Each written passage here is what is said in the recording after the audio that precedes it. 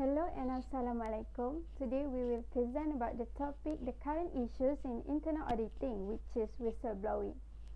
So, I will start with the definition and purpose of whistleblower and whistleblowing. In general, a whistleblower is an insider of a company, such as an employee, consultant, or any person in the organization who reports unethical behavior within that organization. It can also be someone who discloses confidential or classified information about a company without authorization, usually related to fraud or misbehavior. Whistleblowers often claim to be acting in the public best interest. Although the term whistleblower was created to describe government employees who expose government mismanagement, waste, or corruption, it has been expanded to include any officer or employee of a public or private organization who alerts a larger group to set back to their interests due to fraud, waste, corruption, or profit seeking.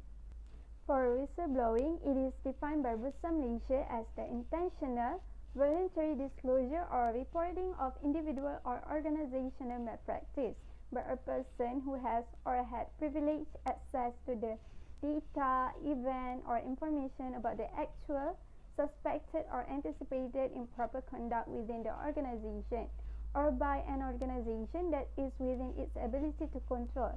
In other words, whistleblowing happens when a person directly involved with the organization who witnesses or discloses behavior or an act that they perceive to be misbehavior, criminal, or violates the company code of conduct. Whistleblowing is the act of drawing public or official attention to the wrongdoing or unethical behavior in a public, private, or third sector organization. Among the common activities reported by the whistleblower include fraud, health and safety violation, impersonation, discrimination, and others. The purpose of whistleblowing is to eliminate unethical or inappropriate behavior in the workplace. By exposing misconduct or fraud, it will help to avoid the adverse effect of the misconduct on the public interest and prevent corruption. Alright, next is things to consider before whistleblowing. So before a person wants to whistleblowing, they should consider these things. First is to ensure that you have a valid case. This is because as per the definition of whistleblowing, if a person reports according to the definition of whistleblowing, they will be protected by the law. However, if a person reports things that are out of the scope, it will be difficult for them to get protection by the law. But bear in mind that it is never too late for someone to report cases to the authorities, whether it is happening now, in the past, or you believe will be happen in the future soon. So the second one is the report of the concerns only includes the right kind. So the company's whistleblower channel should not be used to spread complaints or make false report. If you have grievance about your manager or colleague, your workload, a third party, or any other issue, it is covered by their grievance procedure, so you can raise it with your manager or human resource. After all, personal complaints do not fall under the Whistleblower Protection Act unless the individual case is in the public interest. So the third one is remind that you are not an investigator but a witness. A whistleblower role is to report the wrongdoing as a witness and observer, not to gather the evidence. Therefore, you can tip off the suspect directly and shall not delay just because you want to gather the evidence. Now I will explain about the role of internal auditors as a whistleblower. As the board of directors is responsible for preventing and detecting fraud, it becomes the internal auditor's responsibility to assist and support board of directors in establishing a sound system of internal control. According to section C 3.5 of the UK Corporate Governance Code 2016, which applies to the companies listed on the London Stock Exchange, state that the audit committee should review arrangements set by company's employee may, in confidence, raise concern about the possible improprieties in matters of financial reporting or other matters.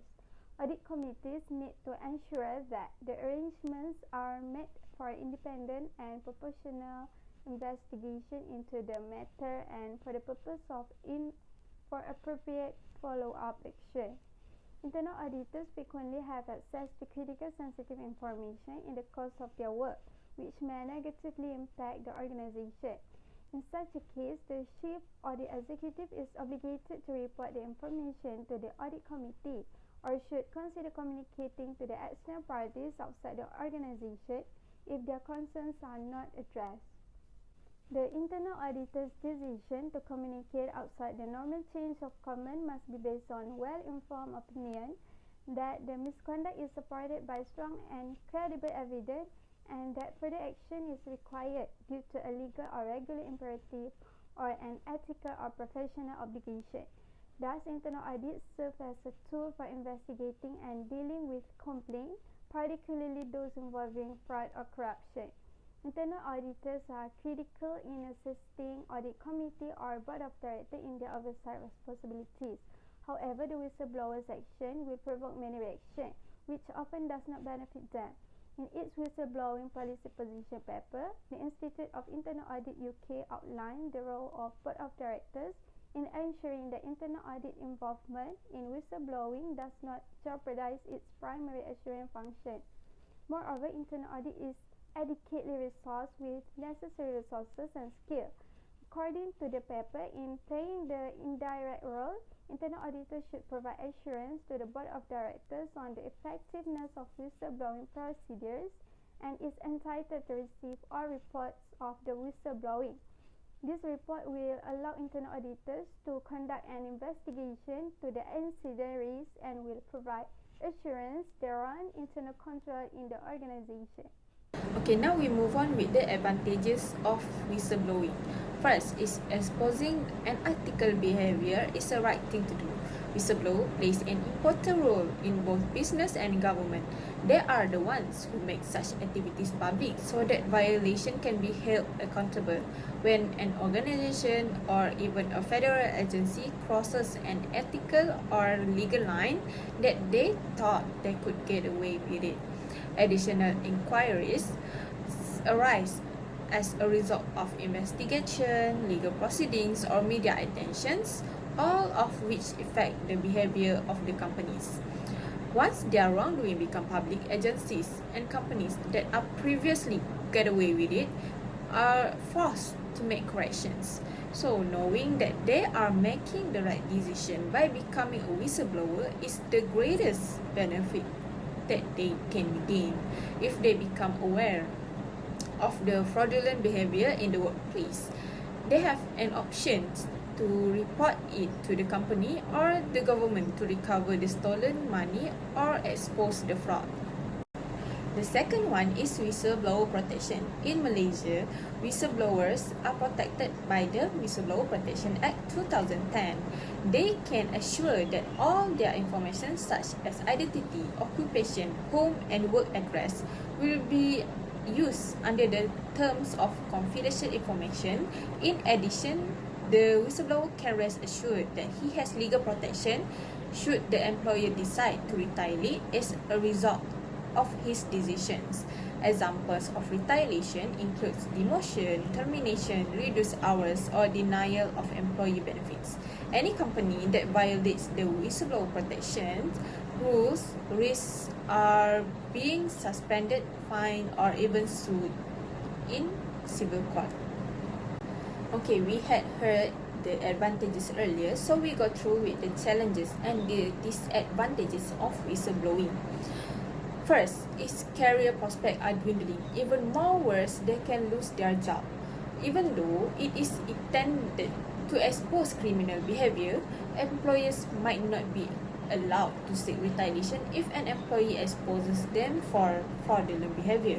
However, the career may suffer. This is because whistleblowing will attract a lot of attention of the whistleblower as well as the organization if the case is made public. Then there is a legal testimony, media interviews, and investigation that might jeopardize a whistleblower's employment prospect.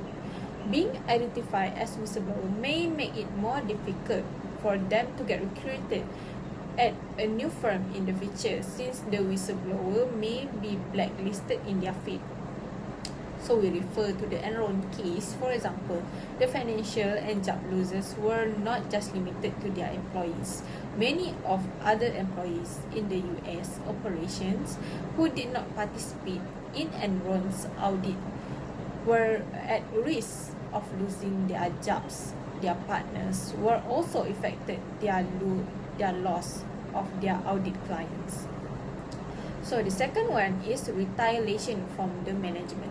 Although the average person may consider a whistleblower a hero for exposing corruption, industry players and managers may regard whistleblowers as indiscreet and disloyal for revealing company secrets.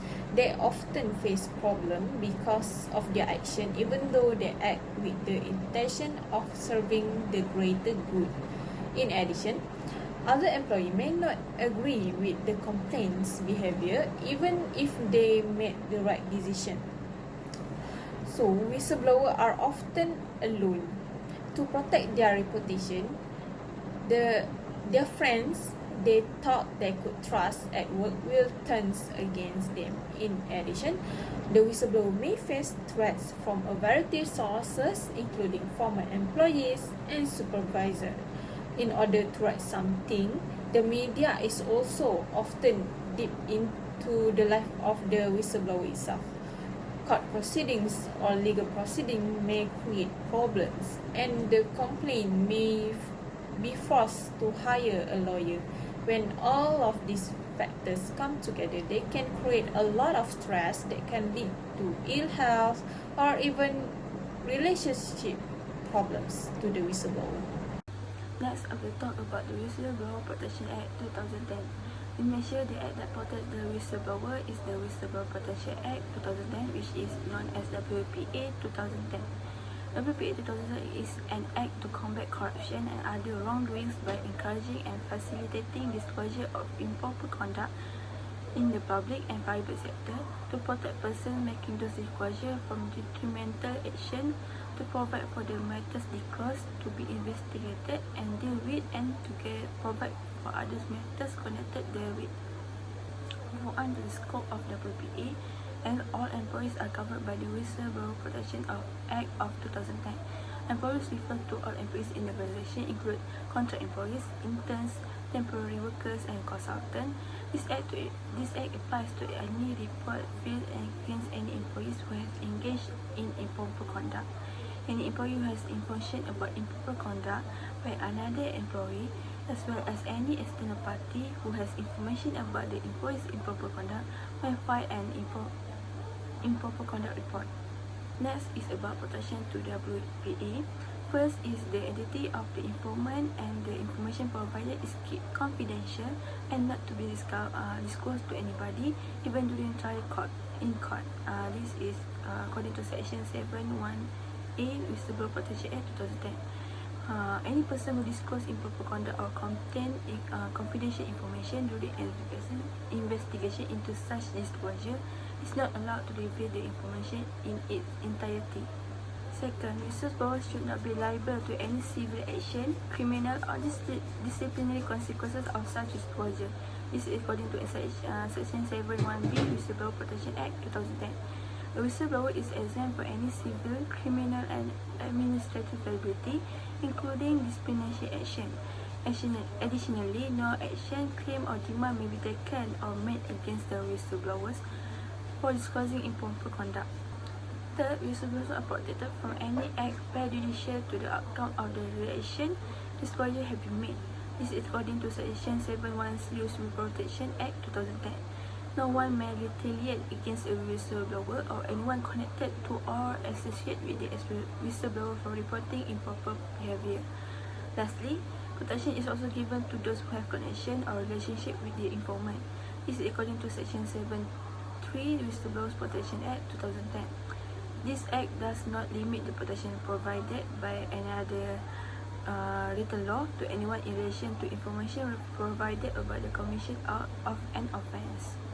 For the unavailability of WPA, the enforcement agency should revoke The whistleblower protection conferred under Section 7 under these 6 conditions. First, the whistleblower himself has participated in the improper conduct disclosed. Second, the whistleblower willfully made his disclosure of improper conduct material misstatement which he knew or believed to be false or did not believe to be true. Third, disclosure of improper conduct is frivolous or vexatious. Fourth, the disclosure of improper conduct principally involves questioning the merits of government policy, including policy of public body. Fifth, the disclosure of improper conduct is made solely or substantially with the motive of avoiding dismissal or other disciplinary action. Lastly, the whistleblower, in the course of making the disclosure or providing further information, commits an offence under this Act. Next, I will pass to the next presenter. Thank you. As for the first case, I will explain on the case of Syed Omar bin Syed Agil versus Institute Professional Baitul Mal. The case involves Syed Omar on the left side and Institute Professional Baitul Mal on the right side. So, without further ado, let's get into it. The plaintiff, Syed Omar, has been the defendant chief executive officer since September 14. The plaintiff is seeking protection and remedies under the provision of Whistleblower Protection Act 2010. For his claim that the plaintiff is seeking protection and justice for exposing mismanagement of fund or wrongdoing of Institute Professional Baitul Mal to the Malaysia Anti-Corruption Commission and Royal Malaysia Police.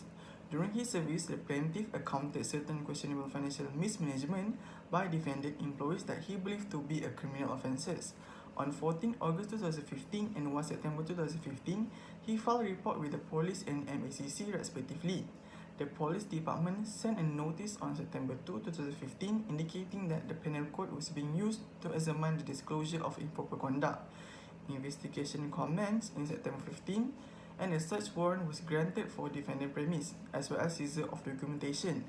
On October 6, 2015, the defendant decided to revoke plaintiff employment contract as a CEO by initiating disciplinary proceeding for suspected employee misbehavior and prohibiting him from his responsibility as a CEO. The plaintiff feeling that he had been fired without reasonable cause or explanation. Therefore, he resigned from his job and filed a complaint with the Industrial Relations Department. Later, the plaintiff served the defendant with a summons and notice of application for temporary injunction as well as an order to restore his position as a CEO. Furthermore, the decision forbid the defendant from proceeding with the internal investigation started against him in response to a notice of internal investigation. The plaintiff was successful in his plea to have the High Court Judge Justice to dismiss the notice of integration against him for reporting unlawful behaviour. The judge decided that the defendant had failed to justify the action taken against him were not in the retaliation for reporting suspicious unethical behaviour to the MACC and PDRM. As a result, the judge further directed that the defendant had to pay the plaintiff at 18,750. Hence, Syed Omar qualified as a whistleblower under Act 711 under Section 7 Subsection 1 entitled Whistleblower Protection Act, wherein a whistleblower shall be conferred with whistleblower protection against detrimental action. The detrimental action was in the retaliation to the plaintiff whistleblowing report to the PDRM and MCC disclosing improper conduct of the defendant employee. So I will pass to Sufyan on the next case. Thank you, Iman. For the next part, I will explain the case of Zainuddin versus Siltera Malaysia Sendirian Berhad. In this case, it involved Yusri Zainuddin, a Vice President of Finance in Siltera, and also Siltera Malaysia Sendirian Berhad, the Malaysian semiconductor manufacturer. Yusri Zainuddin, the plaintiff, taking action towards Siltera by addressing his concern to the members of board, company secretary and also Khazanah Nasional Berhad about improper misconduct of the company's chairman. Not only that, the plaintiff also filed a police report seeking protection under the Whistleblower Protection Act 2010 and also filed a report to Malaysian Anti-Corruption Commission MACC. The defendant later claims that the plaintiff had been suspended pending an investigation regarding his misconduct and later dismissed the plaintiff immediately. However, the plaintiff claims that his dismissal is a detrimental action taken in retaliation for his action in whistleblowing the defendant's chairman improper conduct. The plaintiff then filed a claim of general and special damages against the defendant. Silterra then filed a request to dismiss the plaintiff's claims on the following matters. Silterra stated that plaintiff did not follow the procedures outlined in Section 15 of the Whistleblower Protection Act 2010 since he did not file a complaint with any enforcement agency before pursuing this legal action. The High Court properly held that Section 15 subsection 2 Whistleblower Protection Act 2010 allow a whistleblower to bring a legal action according to his own or personal capacity to seek justice for his reprisal. Therefore, the plaintiff did not need to go through any enforcement agency before taking this legal action. To summarize, it is preferable for a person to seek protection under the Whistleblower Protection Act 2010 through internal whistleblowing before approaching enforcement agencies. However, once they have filed a complaint with the appropriate authority, they must be reminded not to reveal any of this information to any other person. So now I will pass to Zeha for the conclusion. For the conclusion, whistleblowing is still a developing field. Whistleblowing rules have become critical for every business in order to achieve effective governance status and to create a safe and honest corporate governance environment for all stakeholders. Whistleblowers protection can help mention business achieve a corporate governance which will increase investors' trust and result in steady inflow of investment capital in the country. For the further research on the effectiveness of current rules and regulations is required to better understand what works and how employees and the general public feel about the whistleblower laws. That's all from us. Thank you.